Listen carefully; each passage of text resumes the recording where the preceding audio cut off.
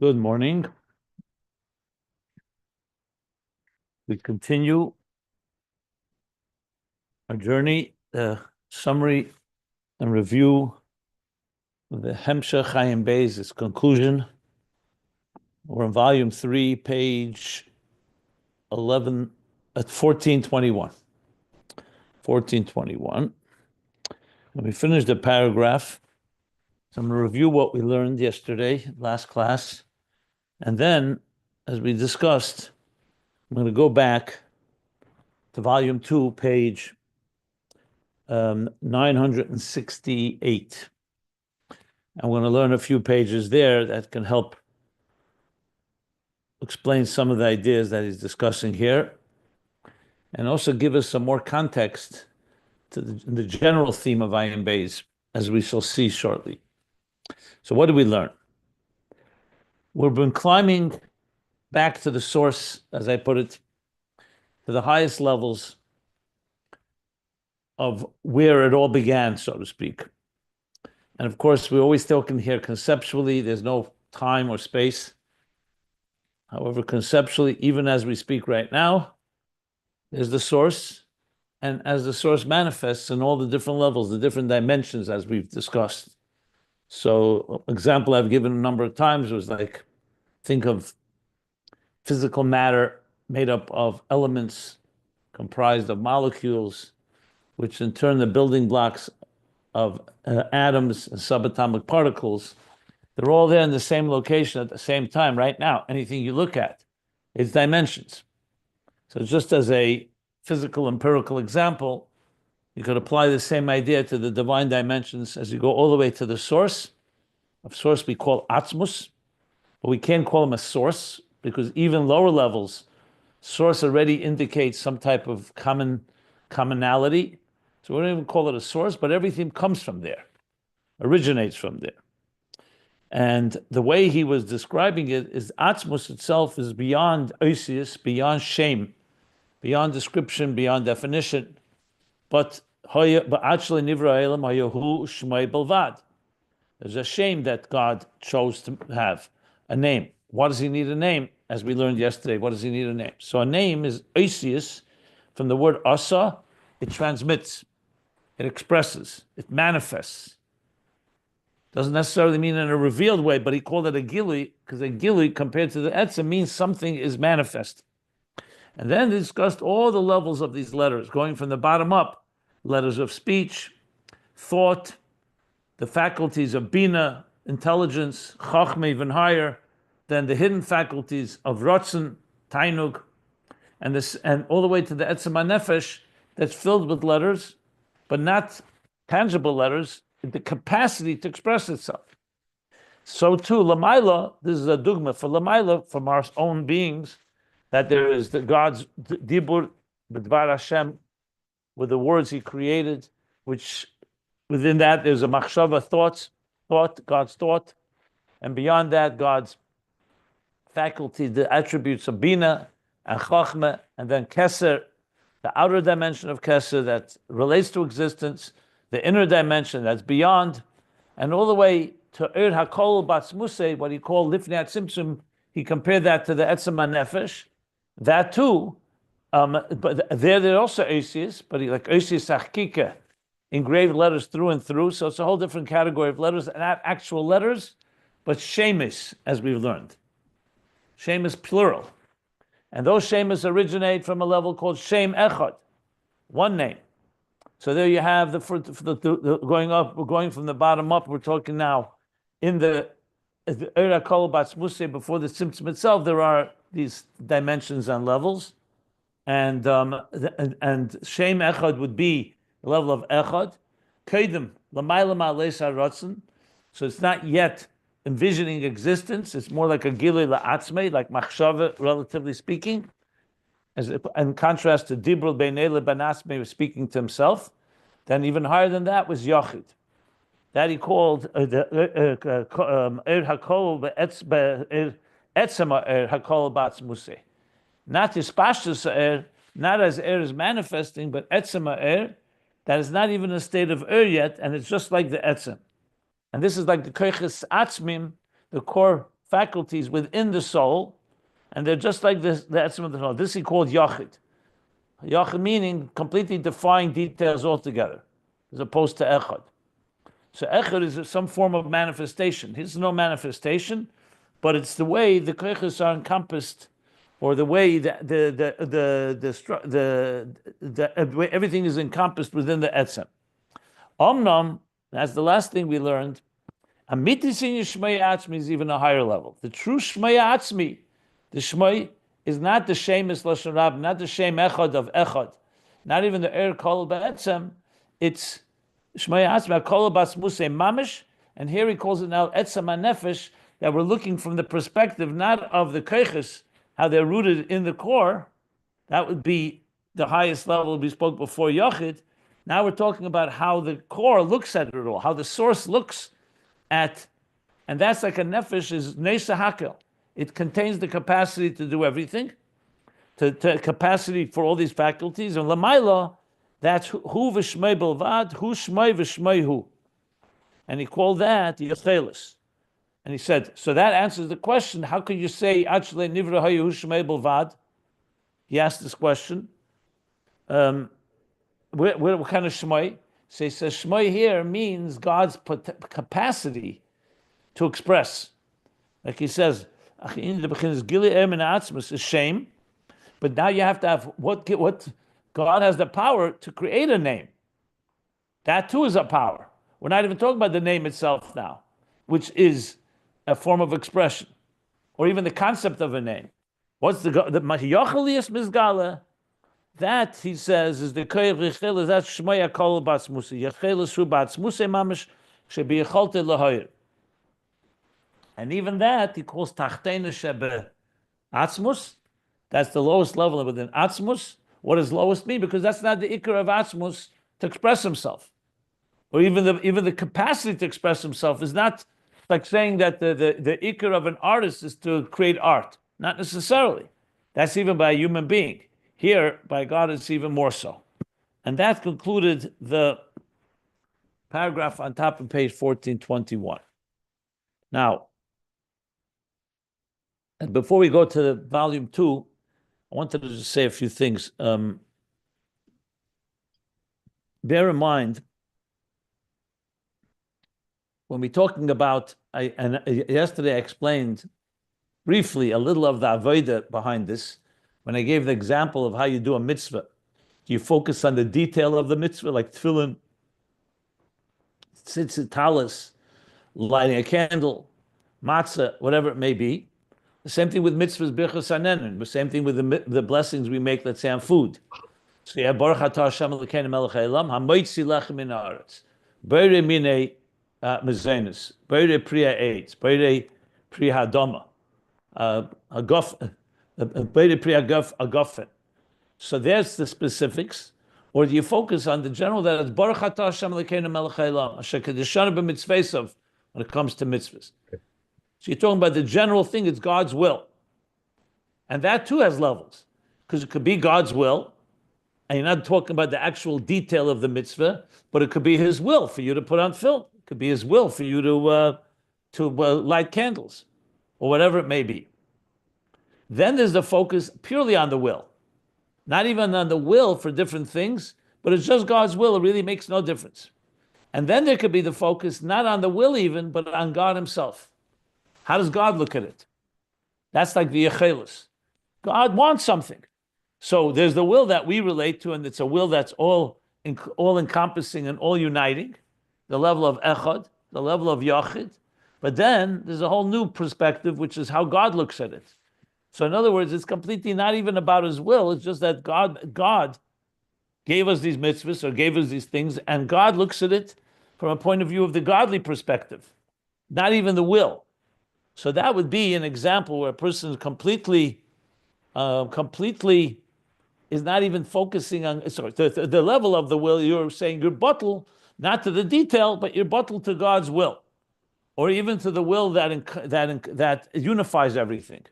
But being bottled to Hashem, what we call sometimes the Baal HaRatzon, is even higher than the Ratzon, because there's about God Himself. It's not even the idea of that God wanting something. is that God is the one that originates, everything originates from that original place. So I'll talk about this some more when we get more into the Avodah of it a little later, but I just wanted to add that. And one more thing I wanted to say was, keeping in mind that Shemus, the names here, are critical because name is the example, obviously, from the Alter Rebbe of something that exists and it doesn't exist at the same time. Because like I said, what's a name to you? A name doesn't add or subtract anything. Like he said earlier about Asius, that Asius don't change anything. If you had a name and didn't have a name, it would make no difference. It only makes a difference to others who call you by name. That doesn't mean the name does not reflect a critical part of you, your core.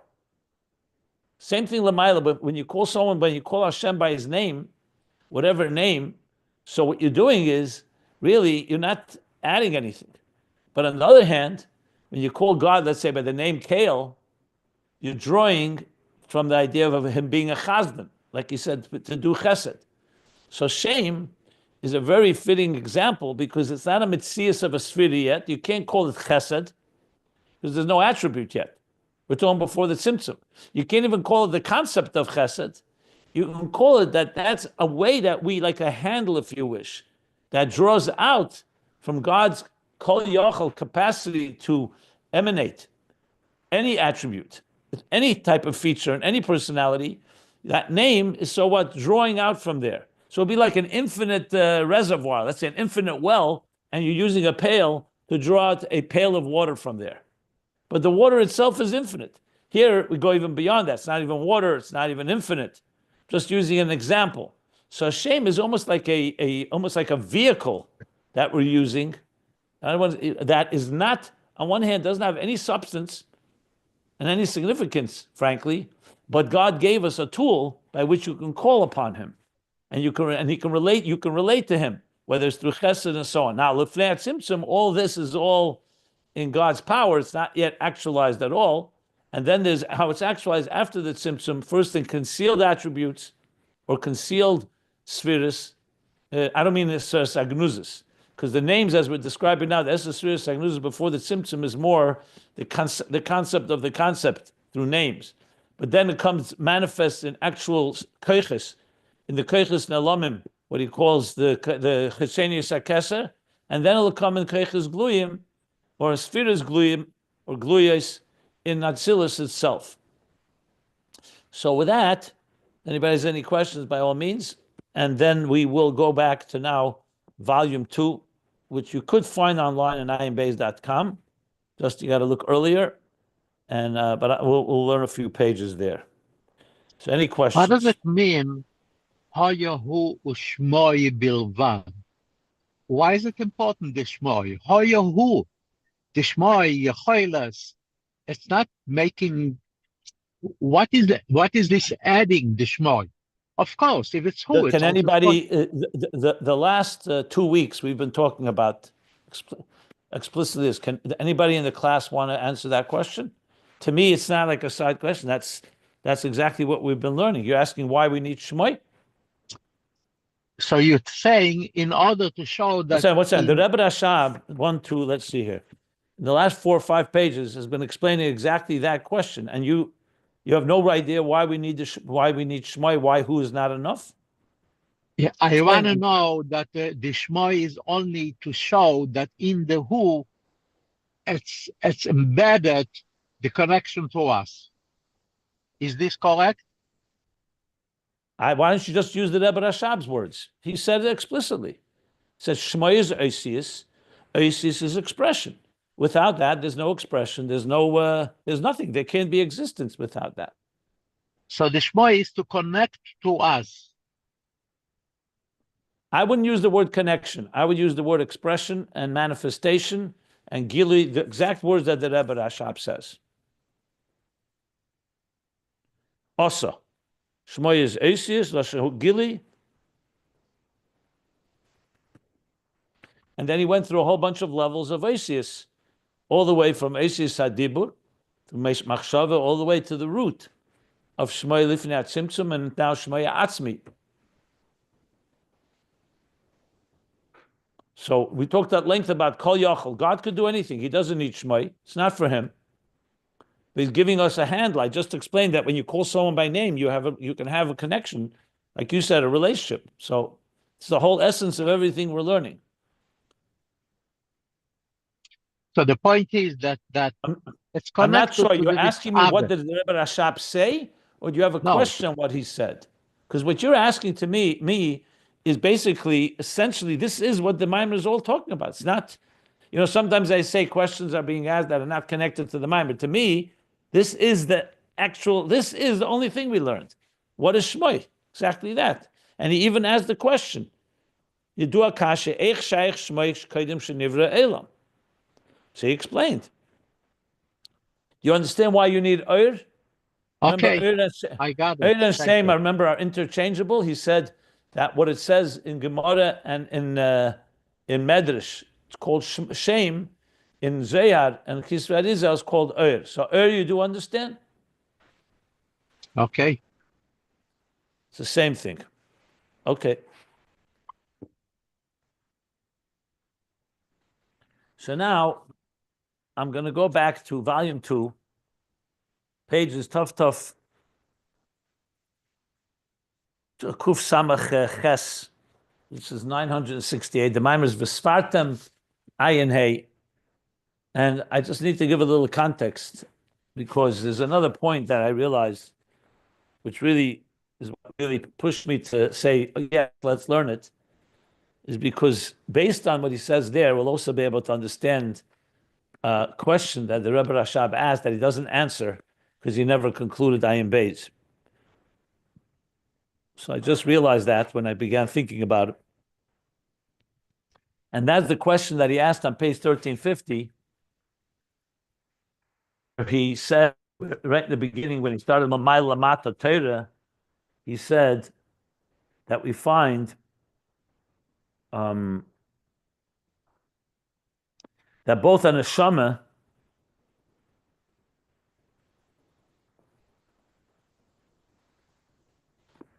second.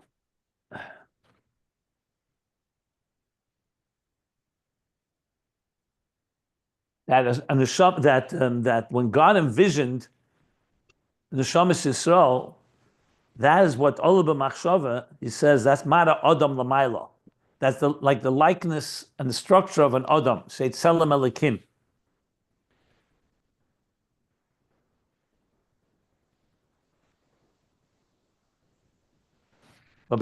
So even though the Eibush is higher than any type of structure and any likeness, but because Yisrael Olah b'machshava, and he wanted these neshamas to come down into a structure, a soul and a body and all of that, that's why you have Kav Yochel Atzir Adam Lamaila, like a father that envisions what his child is going to look like, even though there's no child yet. And he said, Torah also is called Adam. So the question is, what is the difference between when you say, what's the difference between the structure of Adam and Torah, or Neshamas, and the Sir Adam in Torah? Now, the Rebbe Rashab never answers this question, at least not in an obvious way. We will understand it because once we understand how Neshamas and Torah interact, Neshamas come down are in a state of concealment. So they're like the Tzir Adam, literally like a Neshama Beguf. When you say someone's, it doesn't say Torah was creating the image of God, it says the Neshamas were creating the image of God. Neshamas inside of bodies. But Torah also has a structure, because Torah is the structure as it is from God's perspective. That's going to be the ultimate answer.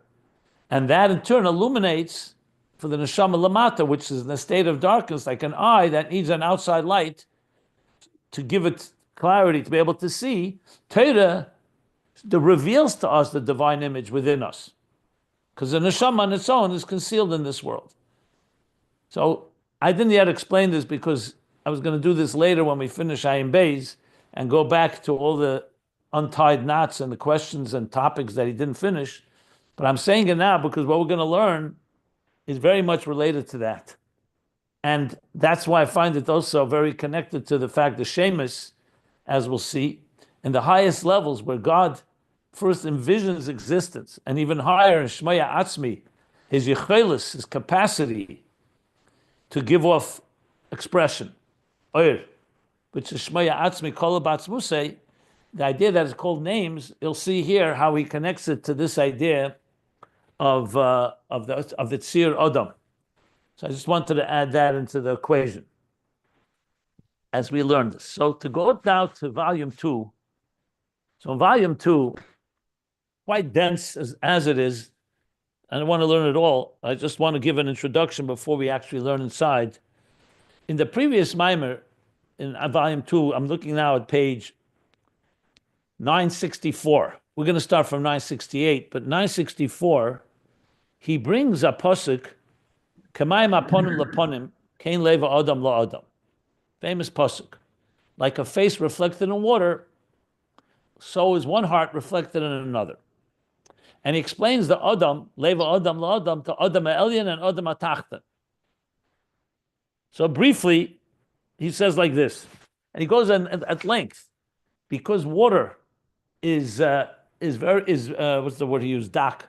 Water does not have any substance that gets in the way, like a mirror image. So if the water was dirty, for example, it wouldn't reflect the face, at least not properly. Because the water is clear, that's the word I was looking for. Clear and transparent, it reflects the face within it. So he explains, what is that in the nimshal? What is that lamaila? So he explains, and I'm just going over briefly what he says. He says like this. There's the Adam Tata, the human being below. That's the neshama as it comes down into existence. Pnei Adam. And there's Adam Ilah in Azav Atzilus. In Atzilus. So he's going to say, Leva Adam la Adam. Kamayim aponim laponim is these two levels of Adam. Well, how does it work? Like this. Kamada Adam. That's what he says, Val Kisei Dmus Kamada Adam.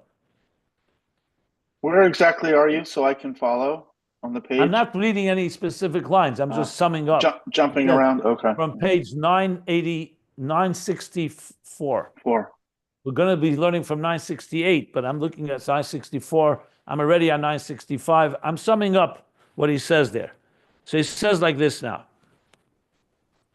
That when Leva Adam Lamata, this is the face looking into the water. When a person Lamata does halas man aveda. So through that halas man, our aveda, creates a reflection from above that response. It's like a call and response. Action, reaction, cause and effect. That's ba'eda lamaila. There should also be a reaction to that. That means our aveda affects the adam lamaila. Later we're going to learn in Ayin Beis in volume 3, which we discussed already, how high our Aveda reaches. And we're going to basically say it reaches to Malchus of Atzilus. But ultimately, once it reaches there, it does open up the doors that are higher. But bottom line is it affects the Adam Lamaila. But Lamaila Ma'adam, we know Leishanisi, there's no change, no effect, even though it's also engaged. But we'll talk about that later. That's not relevant right now. So that's the Kamayim Aponim Laponim, Kain Leva Adam La Adam. Okay. And what happens? Just like there's the halah, we're looking up Lamata Lamaila. We're looking at the water, which means we're doing our Aveda. So the water reflects back to us from Atzilus, Hamshacha. Our Aveda elicits a response.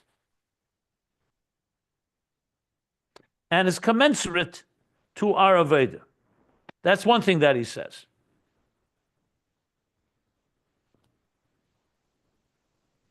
He actually says, I see specifically, one second.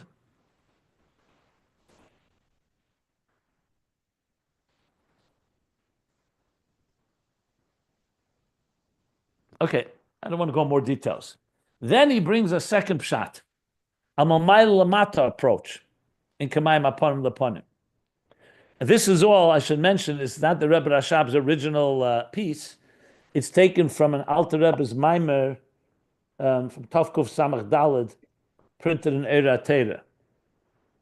When I taught this piece then, we elaborated at length about it, so I'm not going to go into much more detail. I just wanted to bring a few key points that are relevant to our conversation, our discussion. Then he says, Omnom, the bottom of page 965.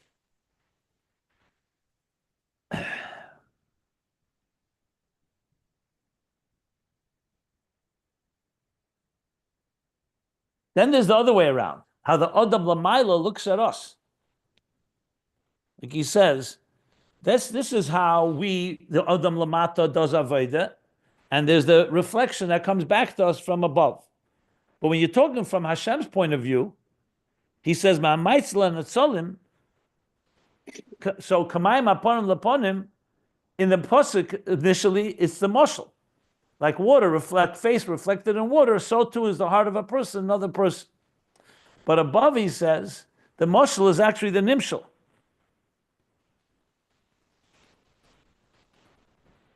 Because it's talking about how God envisions, since God is beyond tachlis hapshitis, Ein sofu poshet betachlis hapshitis, God does not have an image altogether. Everything we just discussed is once there is a structure that godliness manifests itself in the Adam, so the Adam Lamata can elicit a response from that Adam Lamayla. But from God's point of view, it all begins before there's a structure altogether. Like he says, Tachlis Hapshitis. You can't apply any type of rotzen or tzir or anything. Completely shapeless and seamless, like we've been learning here in Ayin Beis. So what's the process? What happens? So I am actually reading from the bottom. If you want to follow, you can follow. Bottom of 965. She says, and then when it arose in his seamless and shapeless desire to create the world, that was, how did that, why in a sense, what evoked that is because God envisioned the halos man mineu bey. He envisioned the Aveda. Till now we were talking about the actual creation. So there's Atzilus, and there's Biyah. So there's the Adam Lamata that's already created. But what about the Nish? And there's the Adam Lamaila that is responding to our Aveda. But the other way around, meaning before created the Adam, the process was that God envisioned what is going to be. He envisioned the shamas, like he says here, all that he used these words here. God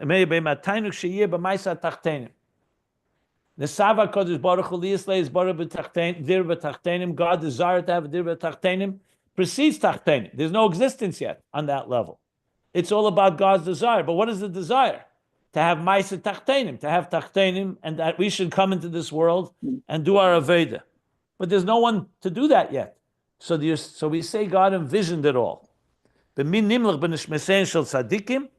he consult in the Shmeseim Shel Tzadikim, even though there was no one to consult? So it says, what that means is that he imagined, so to speak, that he would be consulting these neshamas, so to speak. He's imagining what these neshamas would do. I don't know if the word imagining is appropriate here, but he's envisioning.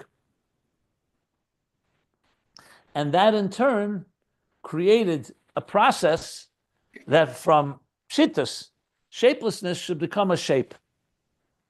In the language we're speaking now, that from who should become shmoi, because of this reason. Now it's not a logical reason, but it's the cause that drives it all. Because why is there a shmoi in the first place? Why is there Yecholes lahoyer? Again, God doesn't need light. He doesn't need to express himself. He doesn't need manifestation for that matter. Built to mitzias nimtza. But then there's the nesava, the mysterious desire to have a dir b'tachtenim. It doesn't have to. The taiva, as the Alter Rebbe says, is higher than seichel. Av hataiva nishtak in kasha. You can't ask why he desired. That's what he desired. And as a result, so here you have the other way around. It's not our Aveda that is causing the reflection. It's actually God envisioning our Aveda that causes him to create an Adam. Ultimately, not to create an Adam yet, but first the concept of Adam, the concept that we've been discussing of the archetype that will ultimately become the world of Atzilus, the Adam Ha'elyon, which then will evolve into the Adam Ha'tachten, and then the Aveda will begin Lamat L'mayel, actualizing all of this.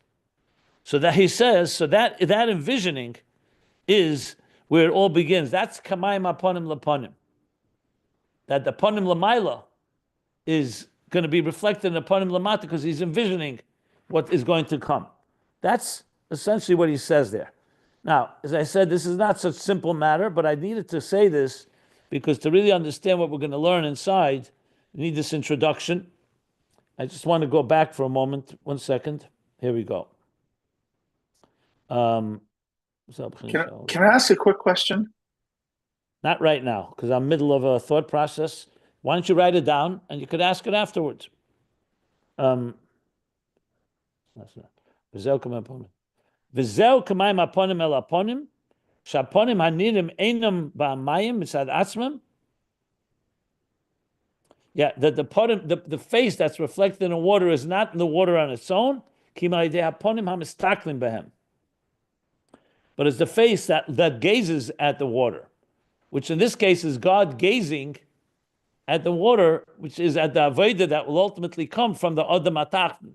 But it's his gazing that is causing this. So he's envisioning what will be. That's how he explains it.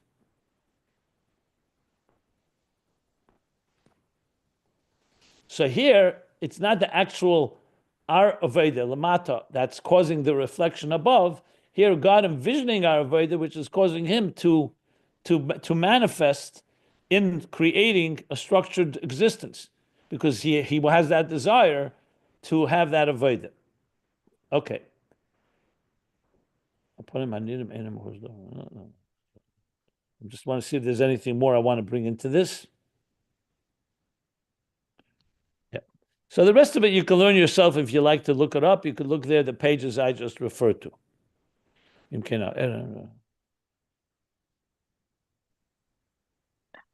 How is it flipped? How is it now, flipped? Now we're going to go to page 968. But if anybody wants to ask something, go ahead. Well, I think you answered my question in the last thing you said, but the question was, why does the Rebbe keep explaining the Eibishter envision Halasman as part of his conception of the creation, where Halasman is by definition a function of our avoda from below up to him? I think you answered he envisioned us having to do avoda in order to reconnect with him. Did I understand that correctly? Yeah, and envisioning creation, as we've spoken about, is in order for us to avoid. Why did God create existence? He created the whole world in order for the sixth day, the human being should come, the special guest, and elevate the world. So it's all part of that. And my follow-up question is more difficult. My follow-up question is more philosophical. He envisioned tzaddikim as part of his conception of the creation. He envisioned tzaddikim. That's what it says about him 965. But this world is really not for tzaddikim. There's the one tzaddik in every generation. That's not what it means. Tzaddikim means he envisioned that everybody, Tehit tzaddik v'al Rasha.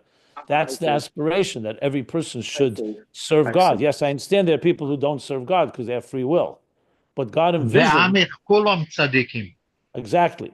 He envisioned the Avodah of tzaddik. That's what he wanted. He didn't want the work of wicked people, but he gave us free will. So what we're talking about is envisioning the Avodah that it would be... The ideal. Yeah, exactly. Okay. Now you may have another 100 questions, all of you. So I would advise either go back and learn it yourself, because I'm not going to go over the whole volume 2, obviously. So either you can go read the text yourself, or even better, if you really want to go deeper into these topics, because I am going to do a limit. I'm not going to go into this in much depth. I'm only using it to help us understand Ayin Beis volume 3. So this is not a review of volume 2, just using it to help us. And if you want more, very simple. It's all been recorded. I did in-depth classes, probably, I would say 50 to 70 classes just on this section back when we learned it, because it was very dense and very complex. So I did many, many classes on this topic in detail, just like I'm doing now in volume 3. So you could always go back and find them online. These pages actually may not have been posted yet, but we have them all and we're going to be posting them shortly. So just giving you that heads up. Okay. One more thing. That was one of my concerns. Look, my concern is all the time. We're learning in Ayin Beis volume 3. I don't want to go off on any tangents. And the temptation to process now is going to be a lot deeper than even what we have had till now, because you're going to hear new ideas, and these new ideas are going to spark all kinds of new questions, which is perfectly fine. I think that's great, but I'm going to have to monitor this more because I want to keep back. I want to go back to Ayin Beis Chele Gimel and just use this as a support to that. So just keep in mind that I'm going to be stricter here in what we, how much over the reservation we're going to go. Yeah, go ahead. I just want to share my dars in all this. Do you mind if you share? You know what? 1 second. Do you mind if you share it at the end of the class? One second. Do you mind sharing it at the end of the class? So I'm right now in a flow.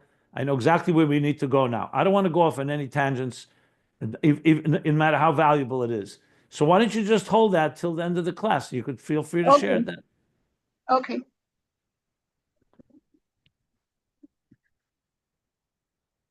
Okay, so I'm going to page 968. And as I said, he now continues to explain this reflection, the back and forth, what we're calling the give and take, if you wish, or the call and reaction from Lamata and Lamaila, each direction. So let's see here.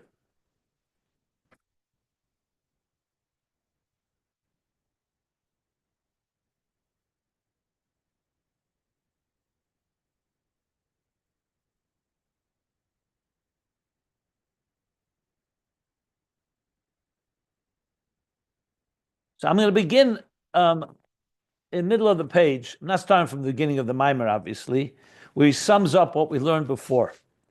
So I'm going to say like this. He says like this.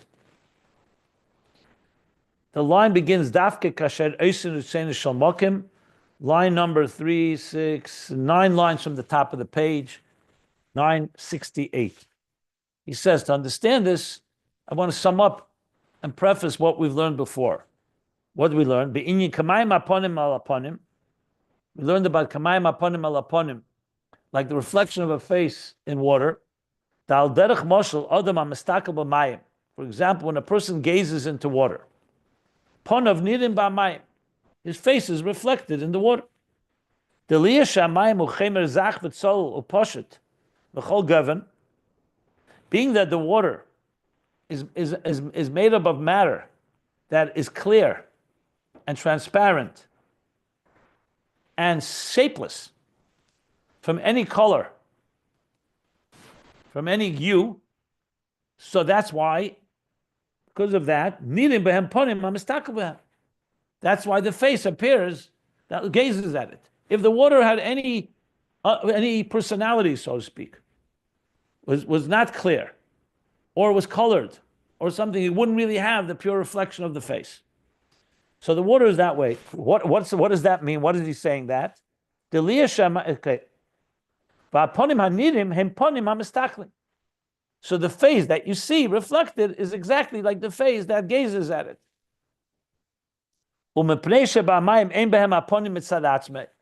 Another point we made, he said earlier, is that the faces does not create the image in the water. If you turn away from the water, the face won't remain reflected there. It's only a reflection. So it's not like etched into the water, like he says. The water has not become a face. It's just a reflection of a face. All it is giving you a reflection of the face that is looking at it. So then what exactly in the face that's looking at it, it's your face. But what is the face made of when the water reflects? It's like a watery face, not an actual face. Your face wasn't imparted there. It's just that the water, because it's so clear and transparent, allows you to reflect the face. Kamei Kain, he says, so too, this is the example, is it the divine energy, the infinite divine energy pre-tzimtzum. Haposhet betachas apshitis, like the water. It's poshet betachas apshitis, it has no color, it's clear, transparent, doesn't have any structure yet. There's no image at all of anything. Ve'ein shayach sham shum rotzen klal. You can't even say that God has a rotzen, because a rotzen is already a definition that he desires. Umasha'olah, but it's saying livrei. So then what caused there to become a shape? Where the Yecholes Sefiros Hagnuzos, even Shemus, I'm using those words, he's going to use it soon. Where did that come from then? You're talking about clear, transparent water. So he says, Masha'Allah, but it's saying a livrei. The fact that there is a rotzen there in that shapeless water, that's because God envisioned. Minei Bay means not Allah Osman actual. Allah Osman actual means Allah Osmaim Nukvim. You do an Aveda and Hashem responds. Here, it's Minei Bay. He himself is envisioning in a level where there is no structure, where there's no shape and form. He's envisioning the Minei Bay. Sha'Allah l'fon of his Baruch Tainug ha'enig sheyeh ba'avedus neshamis Yisrael lamata, because it arose by God the pleasure that he will that he'll have from the Avedus of Neshamis Yisrael Lamata, even though there's no Mata yet, there's no creation yet. That in turn caused them to have a Ratzon that would start creating a shape. You know, it's not an actual shape, it's only names, but it's already the beginnings, as we said, Shir Atzmei B'Kayach, where he's envisioning existence.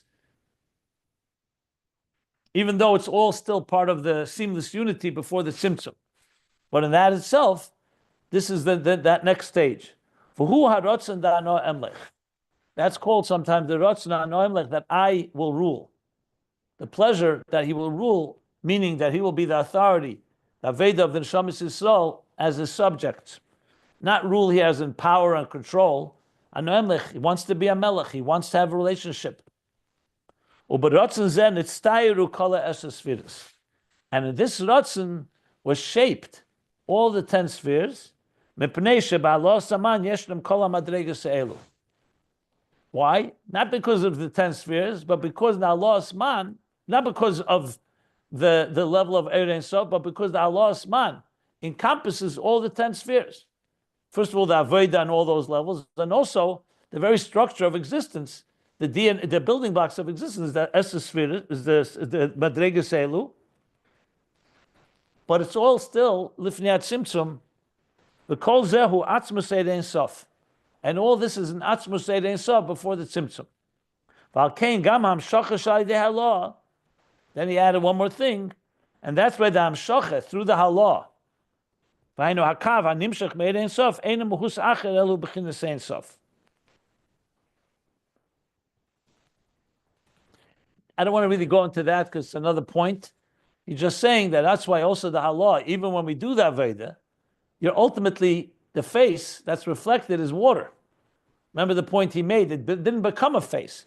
The face caused there to be an image in what? In the water itself. So the fascinating point here is that pshittus, a state which is really shapeless and seamless and completely beyond form, assumes a likeness. Assumes, not an actual one, because no face there, because of the desire to have the Avodah in that world of Tzir. So here you see the importance that the Tzir actually comes from a deeper place even than the Pshittas. Because the water on its own would just be plain water, there'd be no reflection. But the envisioning of Avodah creates a shape in it, even though the water does not change, it remains Ein Sof. That's what it says, which is also going to be relevant, that even when we do Aveda, it doesn't change godliness, the water, but it does create a reflection in the water, which means that because that's what God desires. Okay, so that's the summary of what we learned. Then we continue now, the new paragraph.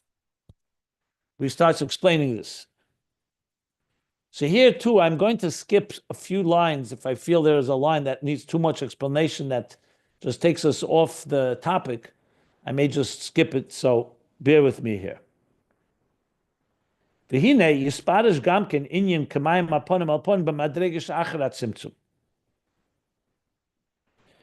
Now, you can explain this level, Kamayim Aponim, we just explained before the Tzimtzum. You could also explain it in the levels after the Tzimtzum. Va'aponim el Elohim, and the higher face. Remember, there's two faces here. There's the face that's gazing into the water, and there's the reflection.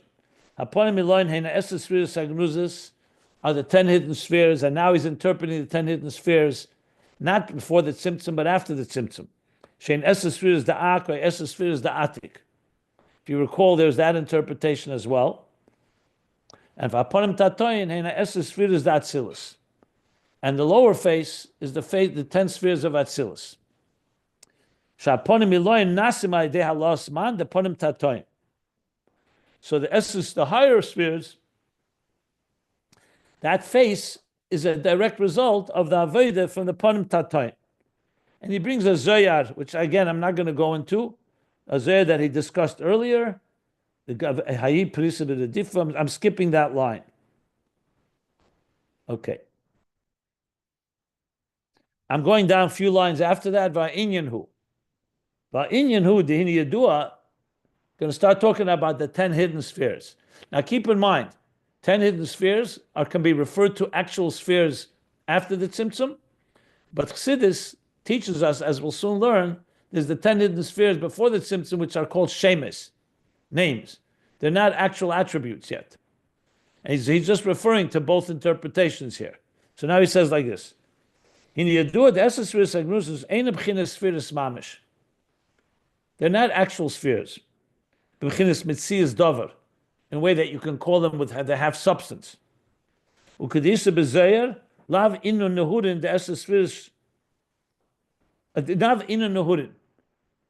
these spheres are not nehurin. Nehurin means they're not light. Nehurin is eris. They're not eris. Not even eris, not even energies. Which means that they have a definition called a nehurin. The esser spheres shalamayla matzilus ain't b'chinas eir, because the 10 spheres higher than Atzilus, which means esser spheres agnuzas, they're not called eir, they're called ma'eires, like luminaries, source of light, but not eir. Umashanikra ma'eires, and even that which we call them ma'eires losher rabbi, ma'er is a luminary, ma'eires is luminaries. Ein zeh shein mokira eir.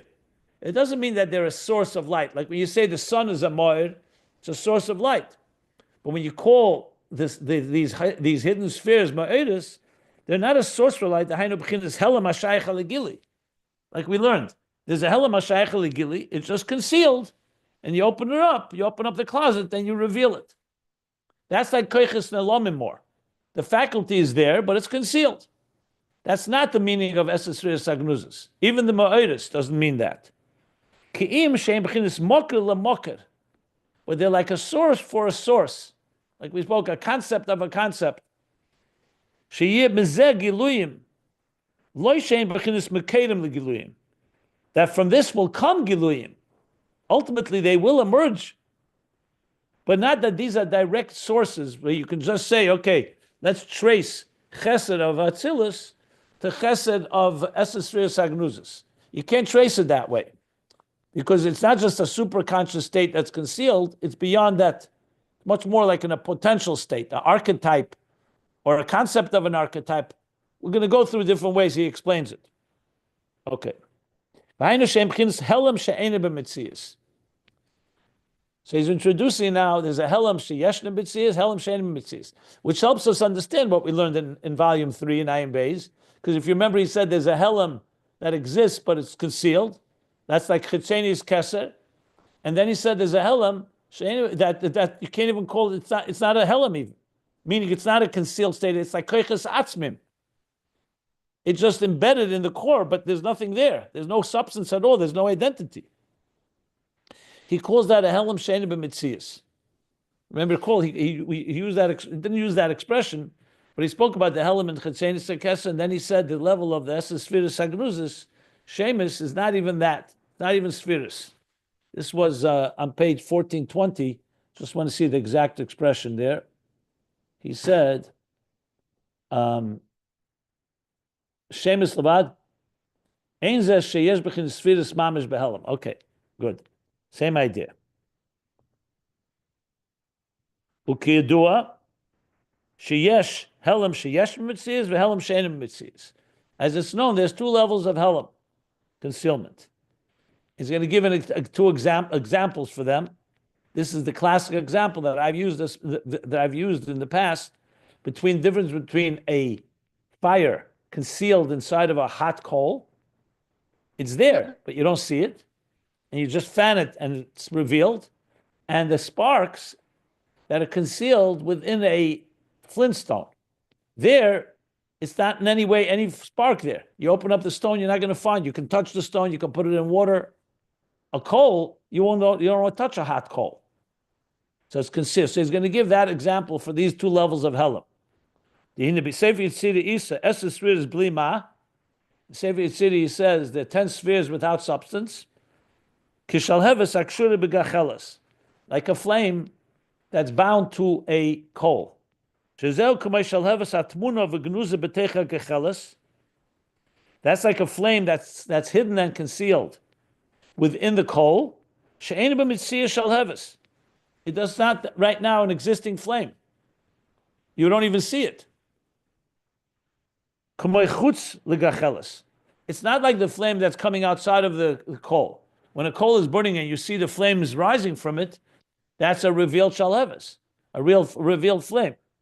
She shalheves bizgalus. When the flame is active in the coal, in a hot coal, meaning the flame that's submerging, like when you fan it, let's say, and it starts, the flames begin to rise. There, it's revealed. V'yesh b'gvonim, and it has colors and shapes, like every flame does. Mashenga b'teicha gecheles, but the shalheves within the hot coal, meaning the heat that's contained in the hot coal, the fire, harelo yesh lav bizgalus. There's no flame in any revealed way. When you blow on it or you fan it, then you can get the flame will rise. So it's there, but it's concealed. And nevertheless, you can't say there's no fire in it. There's absolutely fire in there. There is mitzias eish. There's the existence of fire. It's just not revealed. That's the level of a helam that it's concealed, but it exists. But the power of fire within a Flint Stone, there's no mitzias eish in there. There's no fire, there's no active fire there, concealed or revealed. It's the power to give off fire or to give off heat. And even this, that is not sensed. You look at a Flint Stone, you don't see anything. You don't touch it, you touch it. As I said, you can put it in water. Nothing changes it. It's not like you can extinguish the spark from it. You put a hot coal in water, it'll be extinguished. So that's an example for a helam that's not mitzias. It's an example for us to understand that it could be a source for it. So the spark, when you strike the Flint Stone, a spark will emerge, but it's not a source you can call a direct source, like he said before, a mocker, where here's the thing and here's where it's coming from. The flame outside the coal is coming from the flame within the coal. Kol kach and memulgas.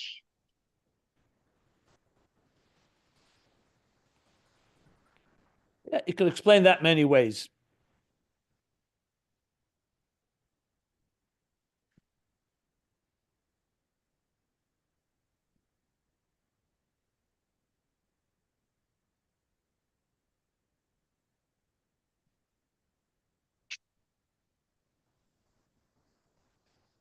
Initially, I would just say simply, first of all, even when the spark comes out from the stone, you still don't really relate it to the stone. You know it's coming from there, but it's not like when it comes to a coal. So it could be murgish kol kachi means even when the chaim is emerging, even though that's not the lashon exactly, because it sounds like he's still talking about how it's in the potential state. I guess because at the end of the day, there are sparks that will come from there. So it has that power. So if you really, a scientist dissects it, you will find properties in that stone. Not every stone that you strike is a Flint Stone. Not every, so maybe he means that. I don't know. That's what I would say. Okay, so this is the example. What is it in B'Keiches HaNefesh? So he's going to say now, let me just see, should we stop here? Should I continue? Okay, he's going to continue now. I'm going to stop here.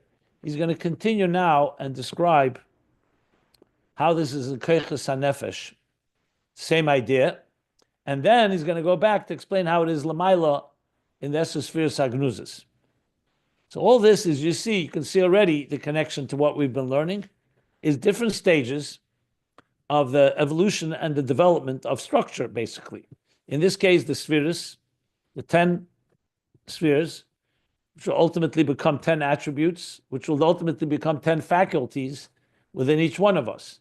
But like if we've been learning, there's a state where they're revealed and defined, and there's a state where they're still concealed, and there's a state where they're not even concealed. So again, the same idea, going up through abstractions to the highest levels, where it originates from those highest levels, but you can't directly link it because they're so far apart. So this is all part of the explaining. Ultimately, he's going to explain Shemus. That's what we really want to get to. As I said, this will probably go here till page 972. Like 4 pages we're going to read in this. Let me stop here if anybody wants to ask anything. I will continue next year after Sunday. Any questions? I wanted to ask earlier when it said that the mashal is the nimshal when it's from Hashem's perspective. If you could explain that a little more. I will defer you to look at the classes I gave then. As I said, I don't want to really go off right now. My head is not there. It requires more iyun in what he says in the Maimer. So if you don't mind, either learn it inside, and as I said, I have recordings of it where I explained it at length. Thank you.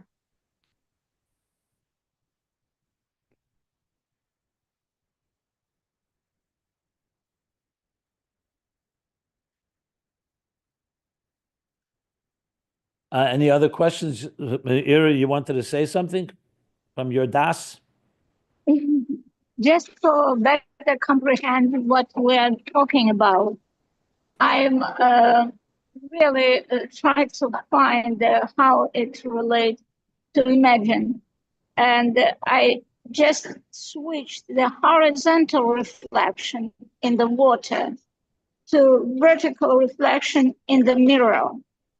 And if you will, the same, you can say water, but reflection in the mirror like that. And if you will put in a front of big mirror, the smaller mirror, and take a look on yourself in that small mirror, you will see another mirror reflection and another mirror reflection. And one mirror reflect the other, and everything might be very clear. The whole body, as we used to say, the Sefirot in the reflected in the body. The whole body you can see reflecting one mirror to another. It's like a dialogue between mirrors, and this is how I imagine the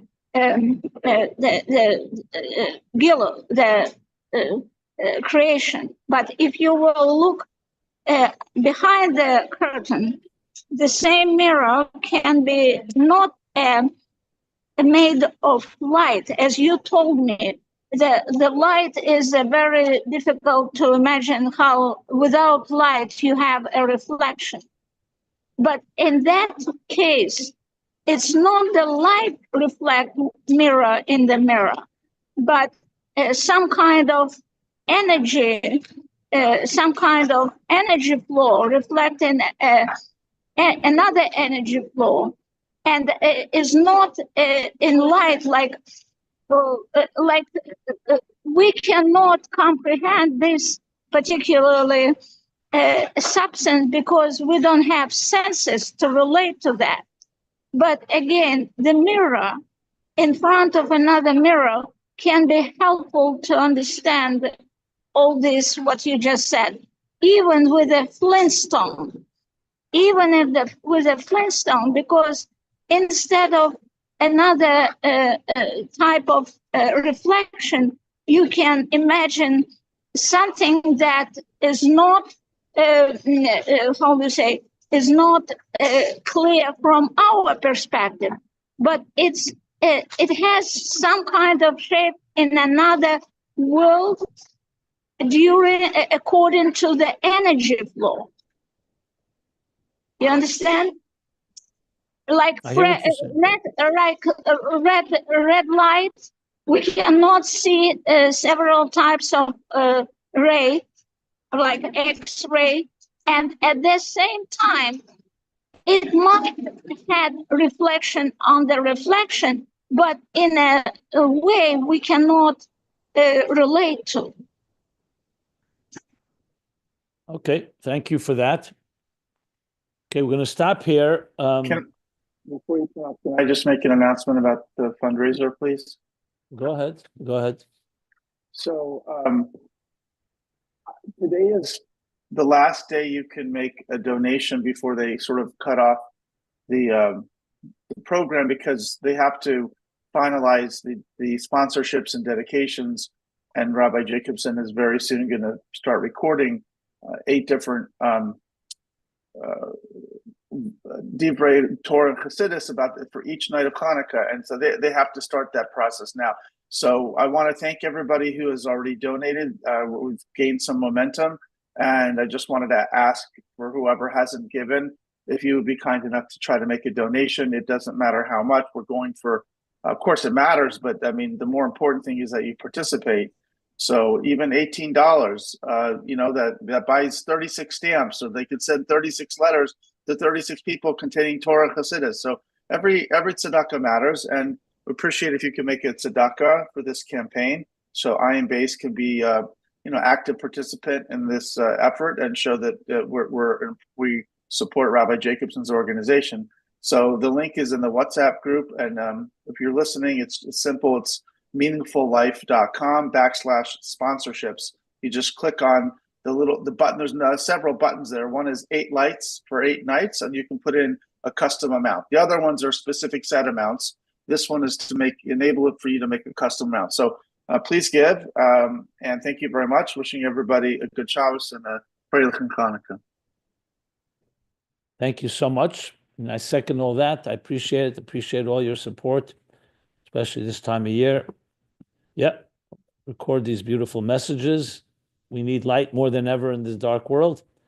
And with that, let's sign off here. Let me end the recording. So we summed up page 1421 and went back to Ayin Beis, page 960.